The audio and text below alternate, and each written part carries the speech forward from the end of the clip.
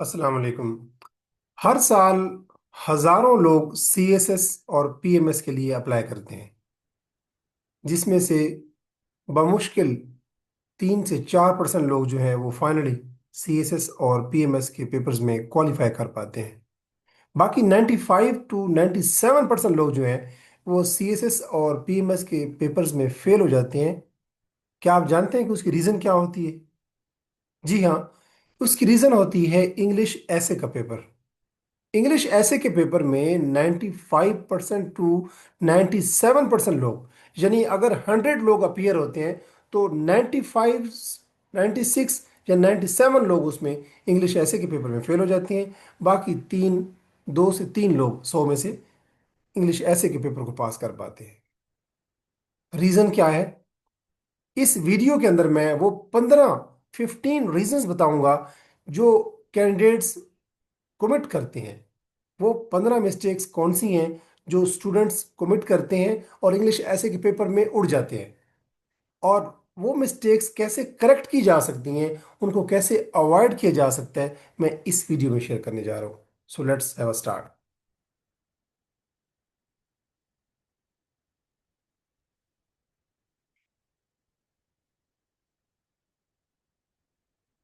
15 mistakes जो कि students commit करते हैं और इंग्लिश ऐसे के पेपर में उड़ जाते हैं। इंग्लिश ऐसे चाहे सीएसएस का हो या पीएमएस का, चाहे इंग्लिश ऐसे असिस्टेंट डायरेक्टर का हो या असिस्टेंट रजिस्ट्रार कोऑपरेटिव सोसाइटी का हो या डिप्टी सुपरिटेंडेंट जेल का हो, इंग्लिश ऐसे चाहे तहसीलदार का भी क्यों ना हो, इंग्लिश ऐसे पीपीएससी का या एफपीएससी का जहां भी होगा, उसमें कैंडिडेट्स ये 15 मिस्टेक्स करते हैं और रिजल्टेंटली, कंसिक्वेंटली इंग्लिश ऐसे के पेपर में फेल हो जाते हैं। और आपको पता है कि पीएमएस और सीएसएस में अगर एक भी पेपर आपका फेल होता है तो इसका मतलब है कि you are out of the competition. इसी तरह रिसेंटली तहसीलदार का पेपर हुए, जिसमें 4 पेपर थे, उसमें भी इंग्लिश ऐसे का पेपर था। असिस्टेंट रजिस्ट्रार कोऑपरेटिव सोसाइटी का इंग्लिश ऐसे का पेपर अनकरीब होने जा रहा है। असिस्टेंट डायरेक्टर की जो एग्जाम्स होते हैं उसमें भी इंग्लिश ऐसे का पेपर होता है। पीएमएस और सीएसएस में तो होता ही है। तो इंग्लिश ऐसे के पेपर में ये 15 मिस्टेक्स अगर आप अवॉइड कर लें, so you can easily qualify English essay paper. पहली मिस्टेक जो स्टूडेंट्स कमिट करते हैं और उसकी वजह से स्टूडेंट जो है वो इंग्लिश ऐसे के पेपर में फेल हो जाते हैं, वो ये है कि स्टूडेंट ऐसे के टॉपिक को अंडरस्टैंड नहीं करते। टॉपिक को अंडरस्टैंड किए बगैर, कंप्रीहेंड किए बगैर students right, they start writing English ऐसे। मिस्टेक क्या है? जैसे मैंने बताया कि वो टॉपिक को प्रॉपरली कंप्रीहेंड या अंडरस्टैंड नहीं कर पाते, अनफोल्ड नहीं कर पाते। फॉर एग्जाम्पल टॉपिक आता है, democracy is the best revenge. अब स्टूडेंट्स क्या मिस्टेक करते हैं? स्टूडेंट्स देखते हैं कि इसमें डेमोक्रेसी का वर्ड आ गया है तो स्टूडेंट्स जनरली डेमोक्रेसी के बारे में लिखना शुरू कर देते हैं। हालांकि एग्जामिनर ने ऐसा नहीं कहा कि right A note on democracy. Examiner ने लिखा democracy is the best revenge, कि जमहूरियत बेहतरीन बेहतरीन इंतकाम है। और स्टूडेंट्स क्या करते हैं मिस्टेक, कि वो जनरली डेमोक्रेसी के बारे में लिखना शुरू कर देंगे। डेमोक्रेसी है क्या, इसकी मैनिफेस्टेशंस क्या हैं, इसकी टाइप्स क्या हैं, इसके चैलेंजेस क्या हैं, इसके सॉल्यूशंस क्या हैं, इसके इम्पैक्ट्स क्या हैं। No, that is the mistake. That is the first mistake students commit in the English essay paper, कि वो टॉपिक को अंडरस्टैंड नहीं कर पाते। अब सोल्यूशन क्या है? सोल्यूशन ये है कि जब भी आपके सामने टॉपिक अपीयर हो, आप उसको ब्रेक करें इनटू कीवर्ड्स। टॉपिक को डिवाइड करें कीवर्ड्स के अंदर। अब कीवर्ड क्या है, जरा देखें टॉपिक। कीवर्ड्स वो होते हैं कि जो इंपॉर्टेंट थ्रेड्स होते हैं, जो इंपॉर्टेंट पार्ट्स होते हैं, इंपॉर्टेंट एलिमेंट्स होते हैं आपके टॉपिक की, जो फ्रेज होती है उसमें, इंग्लिश ऐसे के टॉपिक में। फॉर एग्जांपल जो टॉपिक मेरे सामने है, democracy is the best revenge, मैं इसको अंडरलाइन कर देता हूँ और मैं इसको हाईलाइट भी कर देता हूँ। ये हमारे पास सामने टॉपिक है। इसमें जो कीवर्ड्स हैं वो दो हैं, एक है डेमोक्रेसी खुद और दूसरा है best revenge. Democracy is the best revenge, इसमें एक वर्ड जो है वो है डेमोक्रेसी, ये कीवर्ड है। इसी तरह जो दूसरा वर्ड है जो कि कीवर्ड है, वो कौन सा है? वो है रिवेंज, या बेस्ट रिवेंज कह लें बेशक। इसको भी मैं कोई और डिफरेंट कलर कर देता हूँ ताकि आपको आइडिया हो जाए कि ये कीवर्ड है। और इसको मैं नॉर्मल जो ब्लैक हमारे पास फॉन्ट है वो कर देता हूँ। अब इसमें जो दो इंपॉर्टेंट कीवर्ड्स है वो है डेमोक्रेसी, आप इसको नोट करें, और रिवेंज को नोट करें। ये दो कीवर्ड्स हैं, आपका ऐसे इस इनके आसपास घूमना चाहिए कि जमहूरियत जो है वो बेहतरीन इंतकाम क्यों है, कैसे है, कहाँ कहाँ पे जमहूरियत जो है वो बेस्ट रिवेंज है। और जब भी आपके सामने टॉपिक आए उसमें कीवर्ड्स को आप पॉइंट आउट करें, स्पॉट करें, और आइडेंटिफाई करें कि सेंट्रल थीम क्या है जिसके ऊपर मैंने लिखना है। तो देखें, आपने कीवर्ड्स दो आइडेंटिफाई किए, और फिर आपने जो सेंट्रल थीम है वो देखा इसमें कि डेमोक्रेसी जो है वो बेहतरीन इंतकाम है। कैसे इंतकाम है, डेमोक्रेसी बेहतरीन इंतकाम कैसे है, इसके ऊपर आपका ऐसे आएगा। तो आपने जब भी आपके सामने इंग्लिश ऐसे का पेपर आए, आपने ये मिस्टेक नहीं करनी कि टॉपिक को पढ़ा और उस जनरली उसके बारे में लिखना स्टार्ट किया। नो, आपने कीवर्ड्स आइडेंटिफाई करने, उसमें से सेंट्रल थीम देखें कि किसके ऊपर मैंने ऐसे लिखना है, एग्जामिनर मुझसे क्या चाह रहा है। इसके बाद दूसरी मिस्टेक जो कैंडिडेट्स करते हैं वो है कि कैंडिडेट्स आउटलाइन लिखे बगैर, आउटलाइन ड्रा किए बगैर ऐसे लिखना शुरू कर देते हैं।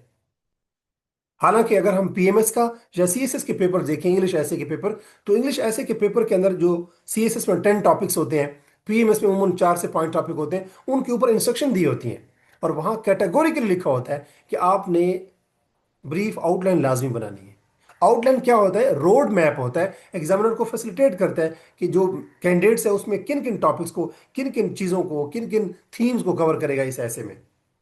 तो ये मिस्टेक करते हैं कैंडिडेट्स और इंग्लिश ऐसे में फेल हो जाते हैं। फॉर एग्जाम्पल,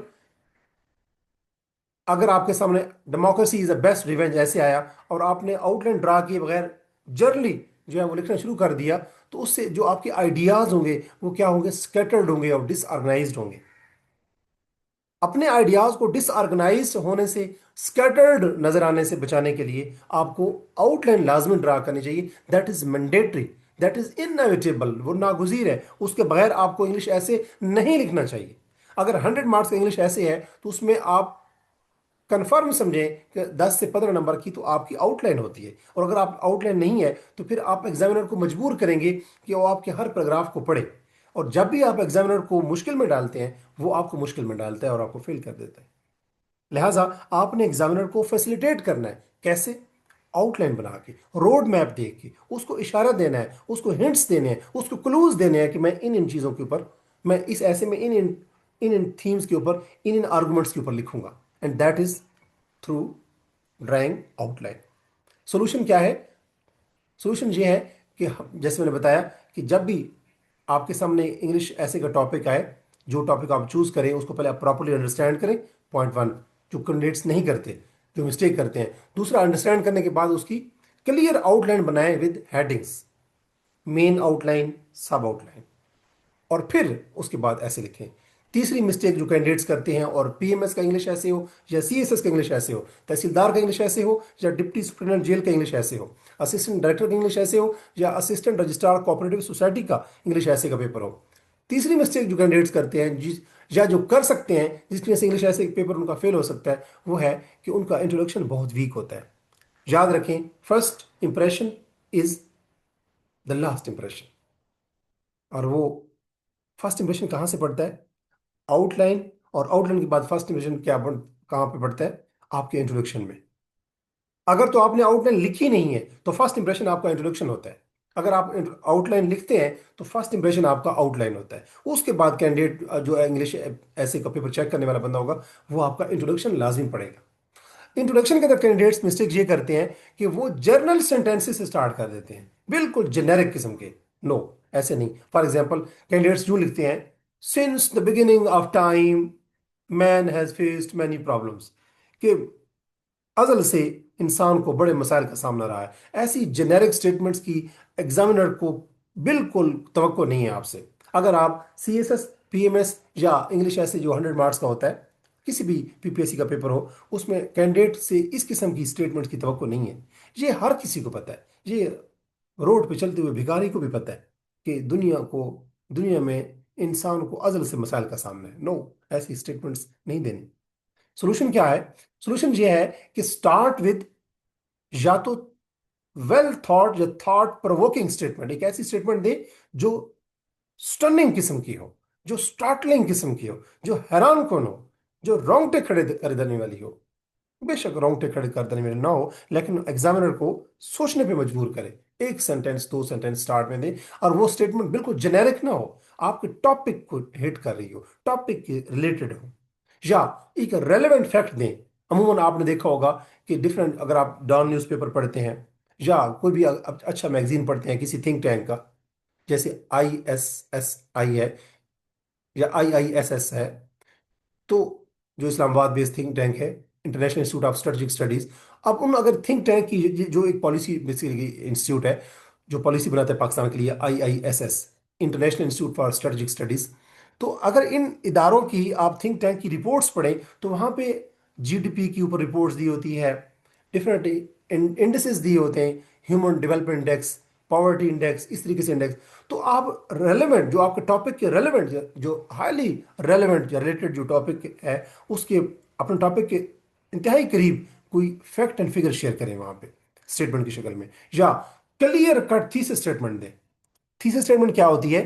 थीसिस स्टेटमेंट एक से दो सेंटेंसेस के अंदर एग्जामिनर को बताती है कि ये टॉपिक जो है, ये जो ऐसे है, इसके अंदर कौन कौन सी चीजें डिस्कस होंगी।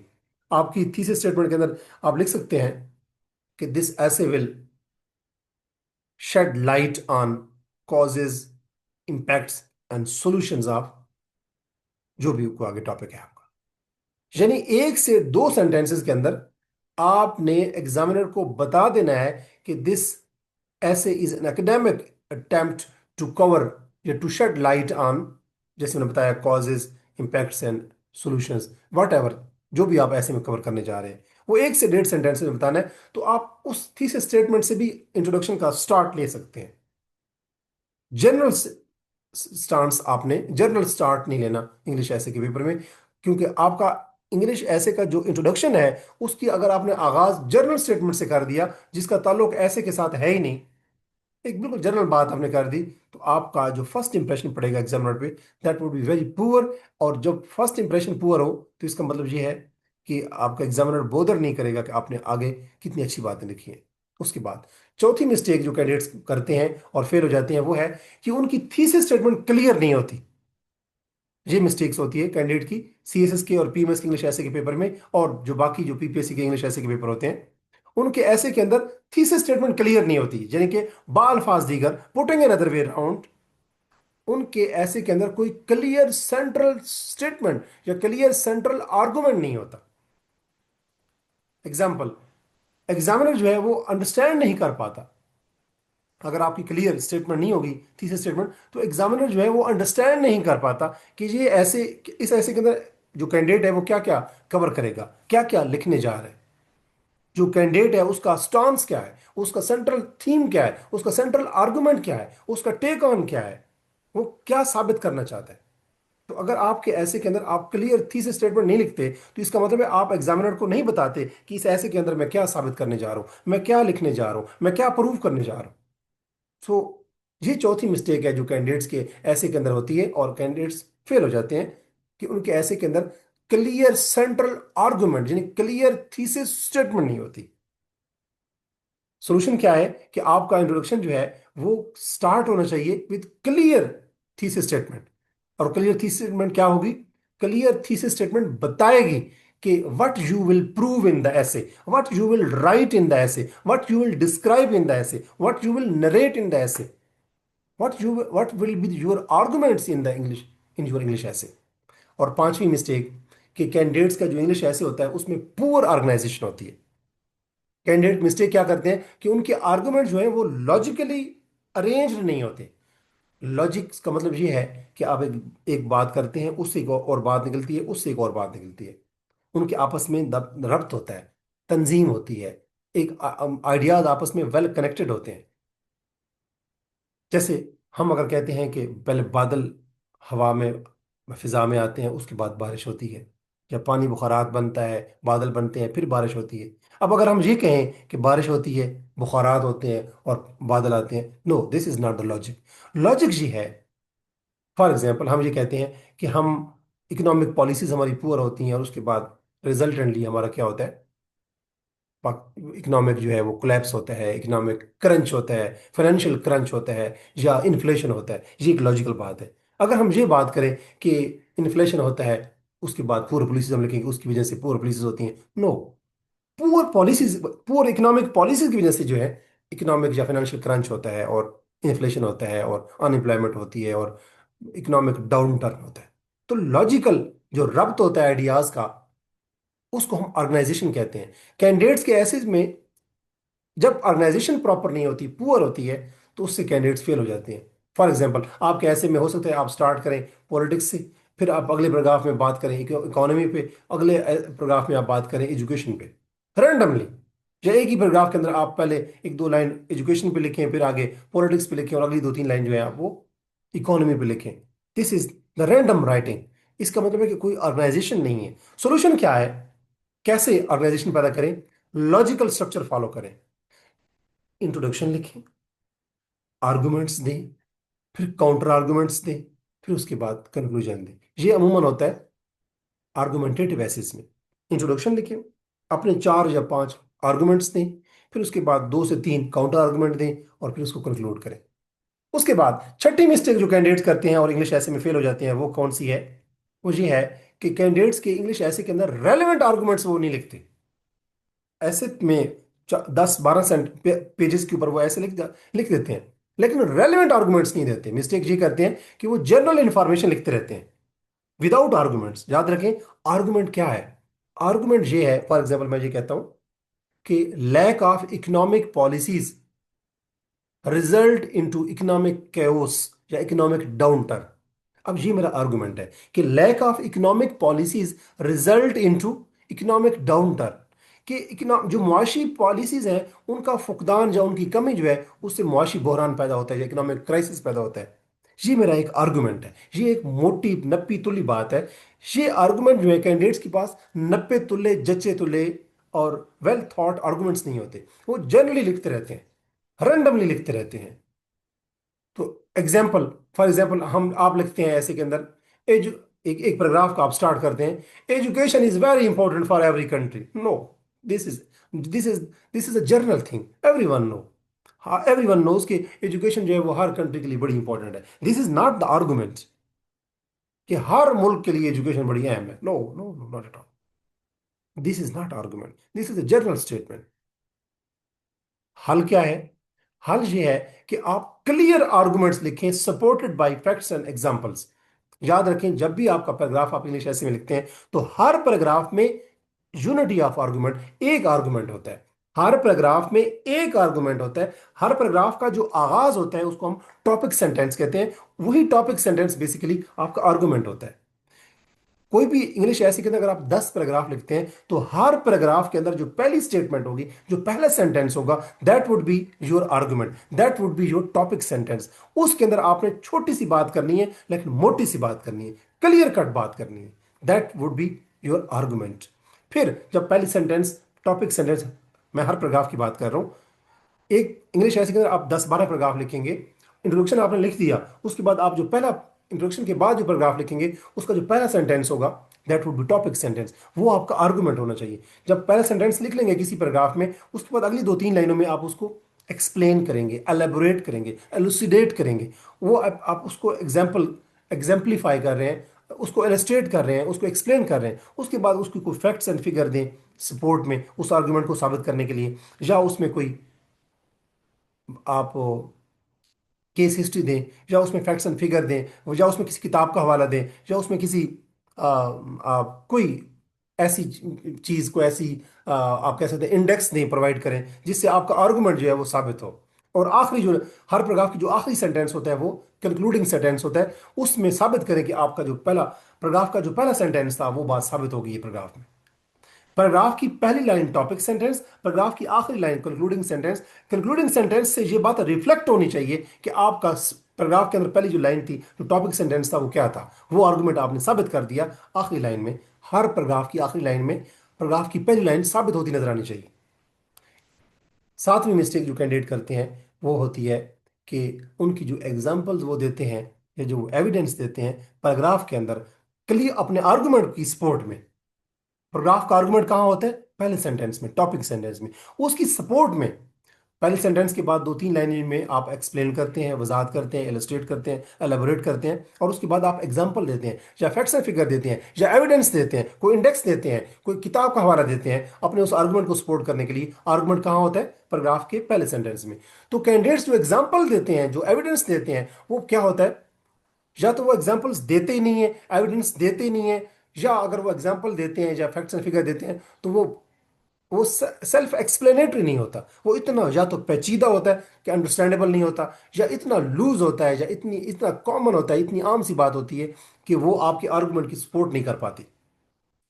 देखें, जैसे कोई एक बिल्डिंग खड़ी होती है, तो अगर एक बिल्डिंग जो है वो दो मंजिला बिल्डिंग है, तो उसकी जो बुनियाद है वो बहुत मजबूत होनी चाहिए, तब वो बिल्डिंग जो है वो इंटैक्ट रह सकती है। तो आपका आर्गुमेंट जो है that should be based on evidence, based on example, based on facts and figure, और वो बड़ी स्ट्रांग होनी चाहिए, लॉजिकल होनी चाहिए, सेल्फ एक्सप्लेनेटरी होनी चाहिए। तो एग्जाम्पल कि आप अपने ऐसे में कुछ चीजें क्लेम कर रहे होते हैं लेकिन प्रूफ नहीं दे रहे होते। यानी आप अपने ऐसे लिख रहे हैं, उसमें आप क्लेम भी कर रहे हैं कि पाकिस्तान में मुआशी बुरान हो गया पिछले 2 सालों में, लेकिन आपका जो क्लेम है that is not based on your evidence और प्रूफ। वो प्रूफ क्या है, वो एविडेंस क्या है, वो एग्जाम्पल्स हैं, वो फैक्ट्स एंड फिगर है, that should be very clear and very strong. For example, आप इसका हल क्या है कि आप आर्गूमेंट्स अगर नहीं देते, हल क्या है? हल ये है कि आप रियल वर्ल्ड दुनिया के अंदर जो रियल वर्ल्ड एग्जाम्पल है वो प्रोवाइड करें, हिस्टोरिकल रेफरेंसेस दें जो तारीख में पड़े हुए हैं, जो मौरखीन ने लिखे हैं, हिस्टोरियन ने। स्टैटिस्टिक्स प्रोवाइड करें, जैसे इंडेक्स होता है, ह्यूमन डेवलपमेंट इंडेक्स है, जीडीपी होता है, इन्फ्लेशन क्यों होता है जिसको हम प्राइस इंडेक्स कह सकते हैं। कोटेशन जो है जो किसी मुख्तलिफ आथर की, जो वेल नोन आथर्स हैं उनकी दें। तो ये आपका, इससे आप अपनी चीज़ों को, अपने आर्गूमेंट्स को सपोर्ट करते हैं, सब्सटेंशिएट करते हैं। आठवीं मिस्टेक कैंडिडेट जो करते हैं वो ग्रामर की मिस्टेक्स हैं, जिसकी वजह से उनका इंग्लिश ऐसे फेल होता है। अब कैंडिडेट्स इनकरेक्ट सेंटेंसेस जिनके टेंसेस यूज करते हैं, जहां उनको बात फ्यूचर में करनी चाहिए वहां वो पास्ट में कर रहे होते हैं, जहां वो बात उनको पास्ट में करनी चाहिए वहां वो ऐसा सेंटेंस, ऐसा टेंस यूज कर रहे होते हैं कि वो फ्यूचर लगता है। आर्टिकल ए एन दा, ये जो है इनका इस्तेमाल प्रॉपर जहां नहीं होता वहां दा लगाए रखते हैं, जहां दा लगाना चाहिए, दा से मुराद है टी एच ई दा, वो दाव नहीं है जिसको दाव कहते हैं हम सराइकी में या पंजाबी में। तो जहां टी एच ई दा लिखना चाहिए वहां वो नहीं लिखते, जहां नहीं लिखना चाहिए वहां वो लिखते रहते हैं। तो या सेंटेंस स्ट्रक्चर जो है जिसको हम सेंटेक्स कहते हैं, वो कैंडिडेट्स का पुअर होता है। तो ग्रामर जो पुअर ग्रामर है वो उसकी वजह से आपका स्टांस, आपका आर्गुमेंट, आपका जो आपका बेसिकली मुद्दा है वो जितना मजबूत भी हो, अगर आपकी ग्रामर ग्रामर मजबूत नहीं है तो वो जो आपका आर्गुमेंट है that would look weird, odd, eccentric, very loose. For example, आप लिखते हैं कि people is suffering because corruption. No, people is नहीं है, पीपल आर सफरिंग। आप बिकॉज के बाद करप्शन नहीं लगा सकते, because of. People are suffering because of corruption, फिर तो समझ आती है। पीपल इज और आगे बिकॉज और करप्शन के दरमियान में अगर आपने कुछ नहीं लिखा तो sorry, this is wrong structure, wrong syntax. तो प्रैक्टिस क्या है कि आप बेसिक ग्रामर फॉलो करें, बेसिक ग्रामर सीखें, सेंटेंस स्ट्रक्चर बेहतर करें। और ग्रामर, बेसिक ग्रामर और सेंटेंस स्ट्रक्चर बेहतर कैसे कर सकते हैं? रन एंड मॉडर्न की बुक है एडवांस लेवल की, उसकी की भी अवेलेबल है, वो फॉलो करें। या इसके अलावा मर्फी की किताब है, और वो उसकी मल्टीपल बुक्स हैं इंग्लिश ग्रामर की, तो वो आप हाई स्कूल लेवल की ग्रामर देखें। या बीए लेवल पे एक किताब पढ़ाई जाती है आफ्ताब अहमद की, बीए लेवल पे। जब बीए 2 साल का हुआ करता था, अब तो बीएस क्लासेस आ गई हैं, तो आफ्ताब अहमद की किताब एक है जो that is very good for English, for improving your English. इसके अलावा और भी आप बहुत से रिसोर्सेज को कंसल्ट कर सकते हैं, लेकिन मैंने ये 3 बताए, रैनन मार्टन, मर्फी, और इसके अलावा आफ्ताब अहमद की बीए की किताब, बीए की गाइड है, आई थिंक करंट इंग्लिश है। इसके अलावा नौवीं मिस्टेक जो कैंडिडेट करते हैं वो है कि उनकी वोकेबलरी बहुत लिमिटेड होती है, उनके पास इतने अल्फाज ही नहीं होते कि वो 2500 से 3000 अल्फाज का, या 2000 से 1500 से 2000 अल्फाज पे मबनी वो है इंग्लिश ऐसे लिख सकें। तो वो अपने वर्ड्स को, जब अल्फाज आपके पास ज़्यादा नहीं होते, याद रखें जब आपके पास आर्गुमेंट्स नहीं होते तो आप अपनी बातों को रिपीट करते हैं, जब आपके पास अल्फाज नहीं होते तो आप अपने अल्फाज रिपीट करते हैं। तो नए अल्फाज का जखीरा, स्टोरेज, जिसको हम वोकेबलरी आप कह सकते हैं, जो स्टोर आप वोकेबलरी कह सकते हैं, बॉडी ऑफ नॉलेज, वो होना चाहिए। फॉर एग्जाम्पल आप लिखते हैं very good, very bad, very big problem, अब ये वेरी वेरी वेरी का वर्ड आप यूज कर रहे हैं, या गुड बैड और प्रॉब्लम बिग, इसके अलावा आपके पास अल्फाज नहीं आ रहे। नो, सोल्यूशन क्या है कि आप एकेडमिक वोकेबलरी अपनी डेवलप करें, जहां आपने इंपॉर्टेंट लगाना है अगले पैराग्राफ में इंपॉर्टेंट की जगह सिग्निफिकेंट लगाएं। अगर कहीं अगले पैराग्राफ में इंपॉर्टेंट का वर्ड यूज करना है तो वहां क्रूशियल लिखें। उस अगले पैराग्राफ में अगर आपने इंपॉर्टेंट का वर्ड लिखना है तो उसकी जगह अटमोस्ट इंपॉर्टेंट लिख दें, कुछ और लिखें। कहीं पे अगर हार्मफुल लिखना है, हार्मफुल नुकसानदेह, तो उसकी अगले पैराग्राफ में अगर कहीं हार्मफुल लिखना है, हार्मफुल, तो उसकी जगह डेट्रीमेंटल लिखें। कहीं अगर ऐसी जगह एक चीज लिखनी है जो चीज फायदेमंद है तो कहीं पे लिखें यूजफुल, अगले पैराग्राफ में यूजफुल की जगह लिखें वायबल, अगले पैराग्राफ में यूजफुल की जगह लिखें बेनिफिशियल। तो आपके पास सिनोनिम्स होने चाहिए, एक वर्ड के डिफरेंट आपके पास उसकी उसको रिप्लेस करने के लिए वोकैबुलरी होनी चाहिए। और 10वीं मिस्टेक जो कैंडिडेट करते हैं वो होती है कि वो इररिलेवेंट कंटेंट लिखते रहते हैं, वो पेजेस को फिल करते रहते हैं और अनरिलेटेड डिस्कशन करते रहते हैं। इस मिस्टेक की वजह से भी कैंडिडेट्स इंग्लिश ऐसे का पेपर फेल कर बैठते हैं। फॉर एग्जांपल, ऐसे का टॉपिक है क्लाइमेट चेंज के बारे में, और जो कैंडिडेट है वो लिखता रहता है जनरल या जनरल पोल्यूशन के हवाले से। अब क्लाइमेट चेंज के अंदर ये है कि वेदर पैटर्न चेंज हो रहे हैं, अर्थक्वेक्स आ रहे हैं, और इसके अलावा जो फ्लड्स आ रहे हैं अनएक्सपेक्टेड, और वेदर पैटर्न जो है वो अनप्रडिक्टेबल है। इसमें मल्टीपल फैक्टर्स हैं, फॉर डिफॉरेस्टेशन भी हो रही है और ओजोन डिप्लीशन और ये सब कुछ। लेकिन आप क्लाइमेट चेंज का टॉपिक था और आप उसमें सिर्फ पोल्यूशन के बारे में लिखे जा रहे हैं। This is unrelated discussion. और सोल्यूशन क्या है कि हर पैराग्राफ के अंदर आप, हर पैराग्राफ के अंदर याद रखें एक आर्गुमेंट होता है, और हर पैराग्राफ का जो आर्गुमेंट है वो आपके मेन टॉपिक को, जो आपका ऐसे का टॉपिक है, उसको सपोर्ट करे। याद रखें कि आपने हर पैराग्राफ, जो आप अगर 10 पैराग्राफ लिखते हैं तो हर पैराग्राफ आपके ऐसे के टॉपिक के साथ रिलेट करना चाहिए, अदरवाइज आपका ऐसे जो है वो इरेलीवेंट होगा। उसके बाद 11वीं मिस्टेक जो कैंडिडेट करते हैं वो है कि उनका पैराग्राफ का स्ट्रक्चर वीक होता है। यानी उनकी मिस्टेक क्या करते हैं कि उनके पैराग्राफ के अंदर यूनिटी की कमी होती है। यूनिटी क्या होता है? यूनिटी कहते हैं वन को। हर पैराग्राफ में एक ही बात, अहम बात होती है, और वो उस पैराग्राफ के पहले सेंटेंस में, जिसको टॉपिक सेंटेंस कहते हैं, उसमें लिखी होती है, जिसको हम कहते हैं मेन आर्गुमेंट, टॉपिक सेंटेंस में होती है। तो उसके बाद अगर 2-3 लाइनें आप लिखेंगे पैराग्राफ में, तो वो उस पहली बात की टॉपिक सेंटेंस को, मेन आर्गुमेंट को एक्सप्लेन कर रही होंगी। आगे 2-3 लाइनों में आप उसका एविडेंस देंगे, उसके आगे अगली 2-3 लाइनों में आप उसको प्रूव कर रहे होंगे, कंक्लूड कर रहे होंगे।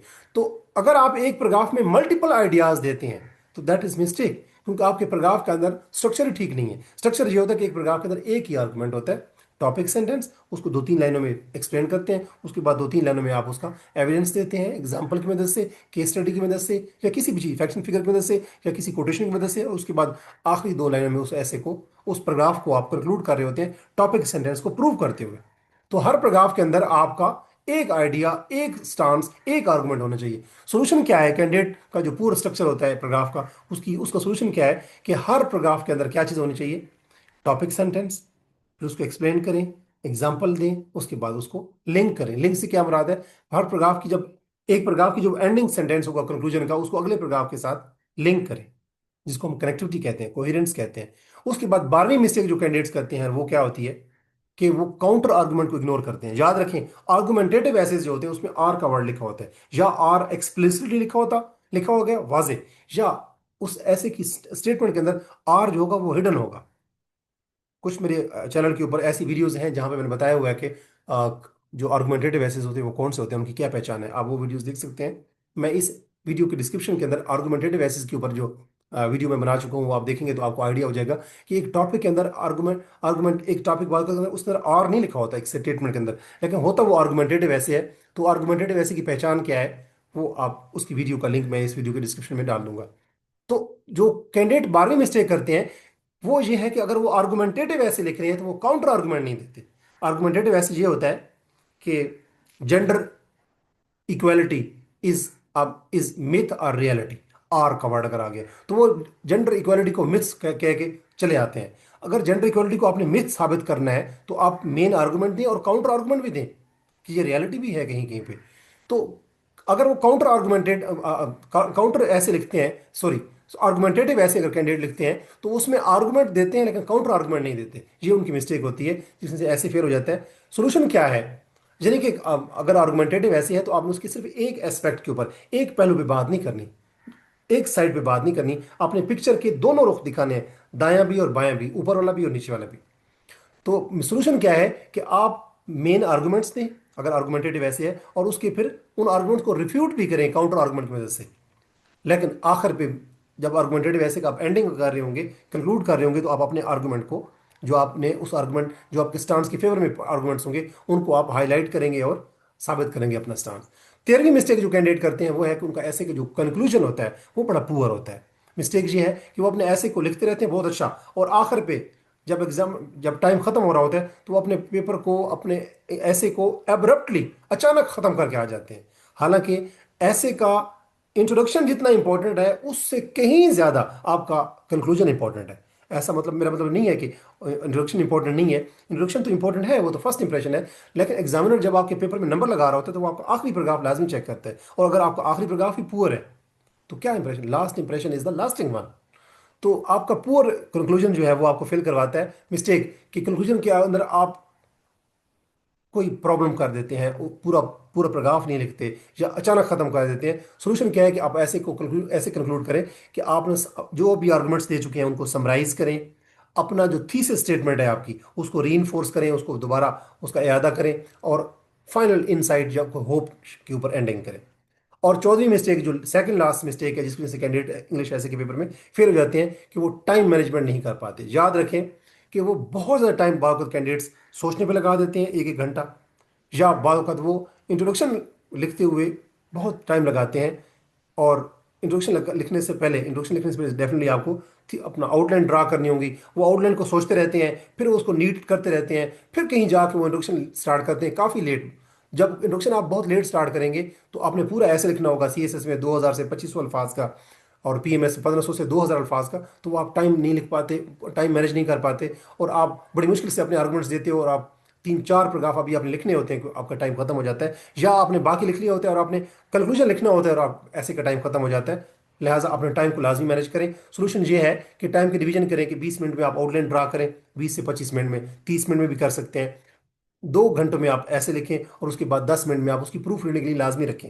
ये सीएसएस के लिए है। पीएमएस के लिए आप अकॉर्डिंगली टाइम चेंज कर सकते हैं। और आखिरी मिस्टेक कि जो कैंडिडेट्स होते हैं वो अमूमन इंग्लिश ऐसे पढ़ते रहते हैं, जो बड़ी मिस्टेक होती है। मैं खुद भी ये मिस्टेक किया करता था, जिसकी वजह से मैं सीएसएस में एक मरतबा इंग्लिश ऐसे के पेपर में फेल हुआ, कि मैं बाकी लोगों के लिखे हुए इंग्लिश ऐसे पढ़ा करता था। पढ़ने से इंग्लिश ऐसे नहीं आता। इंग्लिश एसेस पढ़ें, डेफिनेटली वहां से आपको इनसाइट्स मिलेंगी, लेकिन वो एसेस लिखते रहते हैं, सॉरी पढ़ते रहते हैं, कभी लिखते नहीं हैं।